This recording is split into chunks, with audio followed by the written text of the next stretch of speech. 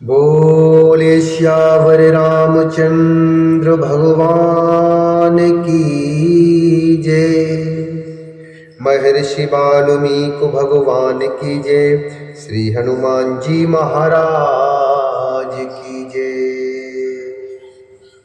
श्रीमद् वाल्मीकि रामायण की अयोध्या कांड की 94वें सर्ग में आज हम प्रवेश करेंगे, और जिसमें वर्णन है श्री राम का सीता को चित्रकूट की शोभा दिखाना।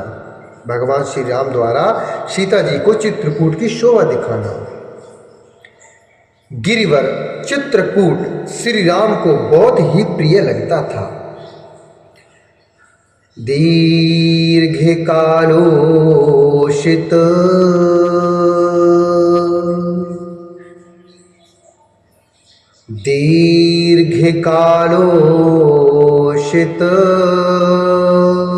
स्तयुष्मन् गिरो गिरिवर प्रियः। दीर्घकालोषित स्तयुष्मन् गिरो गिरिवर प्रियः। वैदेह्याः प्रियमाकाञ्चन् स्वं च चित्तं विलोभयन्। स्वयं च चित्तं विलोभयन्। अथो दाशरथिश्चित्रं चित्रकूटं दर्शयति। अथो दाशरथिश्चित्रं चित्रकूटं दर्शयति।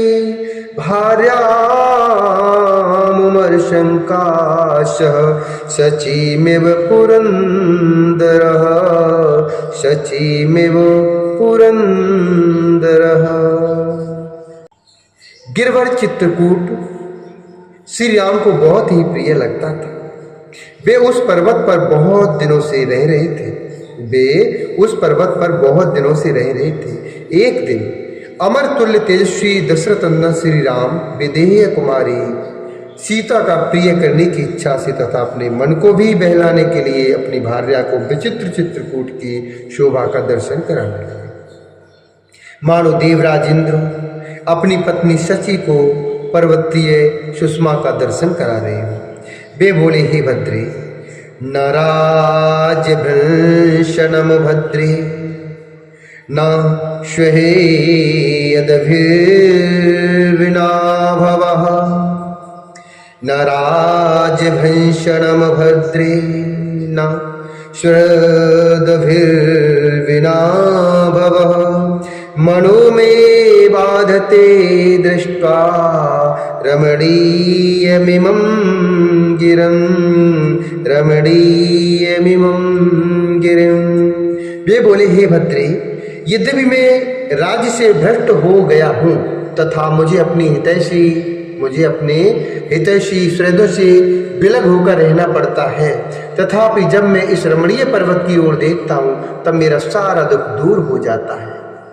मैं सुखी हो जाता हूँ। राज्य का न मिलना और सुहृदों का विछोह होना भी मेरे मन को व्यथित नहीं कर पाता है। हे कल्याणी, इस पर्वत पर दृष्टिपात तो करो। नाना प्रकार के असंख्य पक्षी यहाँ कलरव कर रहे हैं। नाना प्रकार के धातुओं से मंडित इसके गगन चुंबी शिखर मानो आकाश को बेध रही हैं। इन शिखरों से विभूषित हुआ यह चित्रकूट कैसी शोभा पा रहा है। विभिन्न धातुओं से अलंकृत अचल राज चित्रकूट के प्रदेश कितने सुंदर लगते हैं। इनमें से कोई तो चांदी के समान चमक रहे हैं, कोई लोहू की लाल आभा का विस्तार करते हैं। किन्हीं प्रदेशों के रंग पीले और मंजिष्ट वर्ण के हैं, और कोई श्रेष्ठ मणियों के समान उद्भासित होते हैं। कोई पुखराज के समान, कोई स्फटिक के सदृश और कोई केवड़े के फूल के समान कांति वाले हैं, तथा कुछ प्रदेश नक्षत्रों और पारे के समान प्रकाशित होते हैं। यह पर्वत बहुसंख्यक पक्षियों से व्याप्त है तथा नाना प्रकार के मृगों, बड़े बड़े व्याघ्रों, चीतों और रीछों से भरा हुआ है। वे व्याघ्र आदि हिंसक जंतु अपने दुष्ट भाव का परित्याग करके यहाँ रहते हैं और इस पर्वत की शोभा बढ़ाते हैं। आम, जामुन, असन, लोध, प्रियाल, कटहल, धव, अंकुल, भव्य, तिनिश, बेल, तिंदुक, बांस, काश्मरी अर्थात मधुपर्णिका, अरिष्ट अर्थात नीम, वर्ण महुआ, तिलक, बेर, आंवला, कदम, वेद, धनवन अर्थात इंद्रजौ, बीजक अर्थात अनार आदि घनी छाया वाले वृक्षों से जो फूलों और फलों से लदे होने के कारण मनोरम प्रतीत होते थे। व्याप्त हुआ यह पर्वत अनुपम शोभा का पोषण एवं विस्तार कर रहा है। इन रमणीय शैल शिखरों पर उन प्रदेशों को देखो जो प्रेम मिलन की भावना का उद्दीपन करके आंतरिक हर्ष को बढ़ाने वाले हैं। शैल पृष्ठेषु रम्येषु पश्येमानि कामहर्षणान्। शैल पृष्ठेषु रम्येषु पश्येमानि कामहर्षणानि। किन्नानुद्वन्द्वशो भद्रे रममाणानि मनुष्यनः। किन्नानुद्वन्द्वशो भद्रे रममाणानि मनुष्यनः। शाखावशक्तानि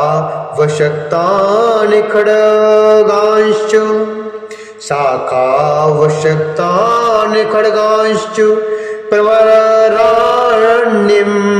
वराणि च।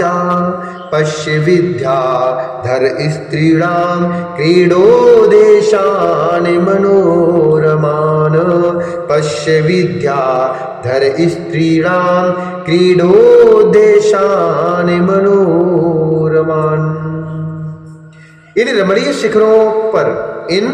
रमणीय शैल शिखरों पर उन प्रदेशों को देखो जो प्रेम मिलन की भावना का उद्दीपन करके आंतरिक हर्ष को बढ़ाने वाले हैं। वहाँ मनुष्य किन्नर दो एक साथ होकर टहल रहे हैं। वहाँ मनुष्य किन्नर दो एक साथ होकर टहल रहे हैं। इन किन्नरों के खड़ग पेड़ों की डालियों में लटक रहे हैं। इधर विद्याधरों की स्त्रियों के मनोरम क्रीड़ा स्थलों तथा वृक्षों की शाखाओं पर रखे हुए उनके सुंदर वस्त्रों की ओर भी देखो। इसके ऊपर कहीं ऊंचे से झरने गिर रहे हैं, कहीं जमीन के भीतर से सोते निकले हैं और कहीं कहीं छोटे छोटे स्तोत्र प्रवाहित हो रहे हैं। इन सबके द्वारा यह पर्वत मध्य की धारा बहाने वाले हाथी के समान शोभा पाता है। गुफाओं से निकली हुई वायु नाना प्रकार के पुष्पों की प्रचुर गंध लेकर नासिका को तृप्त करती हुई किस पुरुष के पास आकर उसका हर्ष नहीं बढ़ा रही है। किस पुरुष के पास आकर उसका हर्ष नहीं बढ़ा रही है। हे सती साध्वी सीते, यदि तुम्हारे और लक्ष्मण के साथ में यहाँ अनेक वर्षों तक रहूं तो भी नगर त्याग का शोक मुझे कदापि पीड़ित नहीं करेगा। हे वामिनी, बहुतेरे फूलों और फलों से युक्त तथा नाना प्रकार के पक्षियों से सेवित इस विचित्र शिखर वाले रमणीय पर्वत पर मेरा मन बहुत लगता है। हे प्रिय, इस वनवास से मुझे दो फल प्राप्त हुए हैं। अनेन वनवासेनिमं प्राप्तं फलद्वयं पितुश्चानिरन्यता धर्मे भरतस्य प्रियं तथा।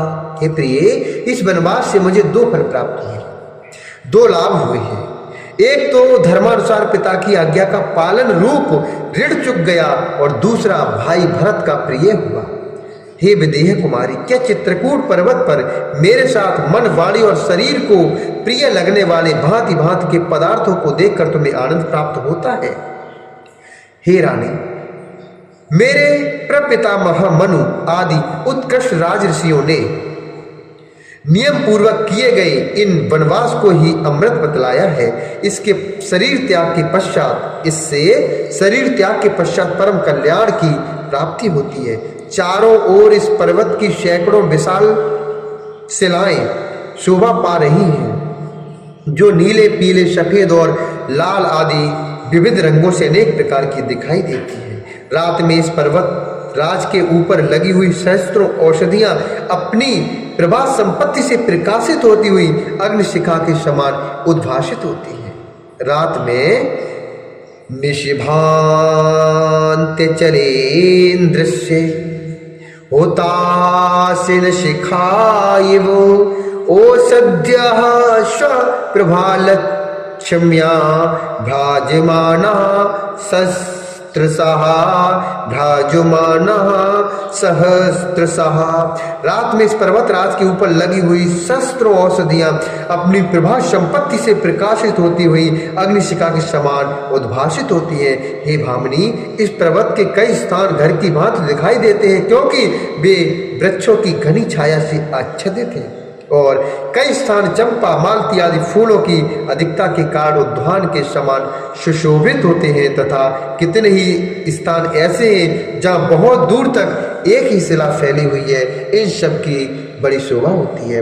ऐसा जान पड़ता है कि चित्रकूट पर्वत पृथ्वी को फाड़ कर ऊपर उठाया है। चित्रकूट का यह शिखर सब ओर से सुंदर दिखाई देता है। चित्रकूट का यह पर्वत शिखर सब ओर से सुंदर दिखाई देता है।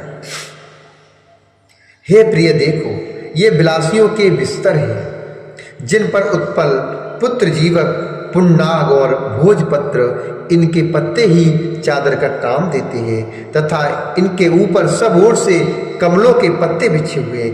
हे प्रियतमे, ये कमलों की मालाएं दिखाई देती हैं जो विलासियों द्वारा मसल कर फेंक दी गई हैं। उधर देखो, वृक्षों में नाना प्रकार के फल लगे हुए हैं, बहुत से फल मूल और जल से संपन्न यह चित्रकूट पर्वत कुबेर नगरी वस्वोक्सारा, बहुत से फल मूल और जल से संपन्न यह चित्रकूट पर्वत कुबेर नगरी वस्वोक्सारा अर्थात अलका, इंद्रपुरी, नलिनी अर्थात अमरावती अथवा नलिनी नाम से प्रसिद्ध कुबेर की सौगंधिक कमलों से युक्त पुष्करिणी तथा उत्तर कुरु को भी अपनी शोभा से तिरस्कृत कर रहा है। हे प्राण वल्लभी सीते, अपने उत्तम नियमों को पालन करते हुए शनमार्ग पर स्थित रहकर यदि तुम्हारे और लक्ष्मण के साथ यह 14 वर्षों का समय में सानंद व्यतीत कर लूंगा तो मुझे वह सुख प्राप्त होगा जो कुल धर्म को बढ़ाने वाला है। इमं तु कालं वनिते बिज हल्वाम स्तवया च शीते शैलक्ष्मणेन।